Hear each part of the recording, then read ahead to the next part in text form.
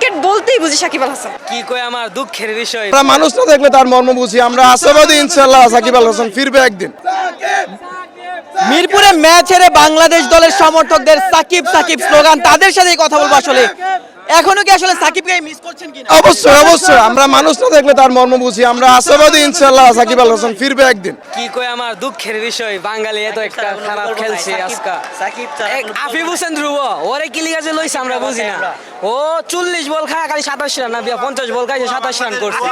শুধু ওর লাগে আজকে আমরা খেলা আবার দলে যায়। আমরা ভাই বাংলাদেশ কোনো খেলা সাকিব রে সাকিব ম্যাচে থাকলে নেই এই ম্যাচটা সিএফ জিতা আমরা। কিং রে ব্যাক চাই, কিং ইজ ব্যাক ভাই। সাকিব ভাই দলে যায় ভাই। তাহলে সাকিব ভাই বলছিল ভাই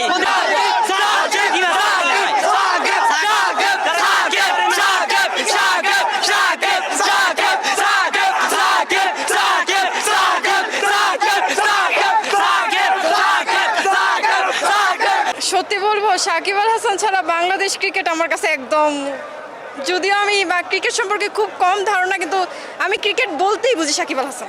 অলরাউন্ডার যাকে দ্বিতীয় সাকিব আল হাসান বলা হয়, সে না পারে বোলিং না পারে ব্যাটিং। 10 ওভার বল করে না পায় একটা উইকেট, ব্যাটিং লাইনে নেবে, তার ব্যাটিং এর শেষ স্পিড নাই। আজকের ম্যাচে আসলে হারার কারণটা কোন জায়গায়? আফিফ প্রথম হচ্ছে আফিফ, দ্বিতীয়ত হচ্ছে লর্ড শান্ত, সে ডাক মেরেছে শান্ত আফিফ। হ্যাঁ, আমরা মুস্তাফিজুরকে মিস করেছি। আমি মূলত মিরাজের আগে আফিফের ভুলটা সবার আগে দিব।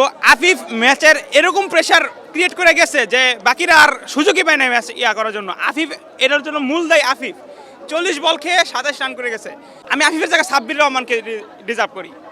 আফিফের জায়গায় সাব্বির রহমানকে অতি শীঘ্রই আমাদের সাকিব লাগবে, আমাদের সাকিব লাগবে। গুড ফিনিশারের জন্য ম্যাচ হেরেছি। গুড ফিনিশারের আর আরেকটা কথা হচ্ছে, আমরা যেহেতু আজ সাকিব আল হাসানের ফ্যান, আমরা কিন্তু কোনো এমপি সাকিবের ফ্যান না, যে ক্রিকেটার সাকিব আল হাসানের ফ্যান।